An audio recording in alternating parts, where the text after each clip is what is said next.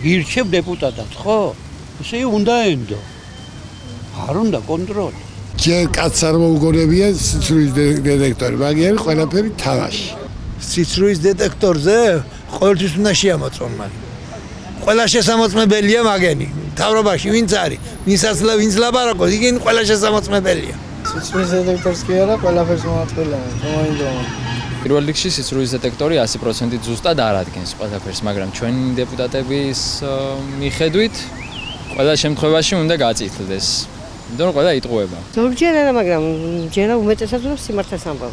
სიცრუის დეტექტორიც ეგას რაღაც როგორ თქვა მიახლოებით რაღაცა, რომელიც ვერავით არ იმას ვერ მოგცემს რეალური სურათს. ნუ ახლა თუ ამ ყველაფერს სათავეში კარგი ადამიანი ჩაუდგება, პატიოსანი და მართალი ადამიანი კი სავსებით ვენდობი და ნორმალურიც იქნება თუ ამ ხერხს მიმართავენ და გამოაშკარავენ დეპუტატების ტყუილ და მართალ მხარეს.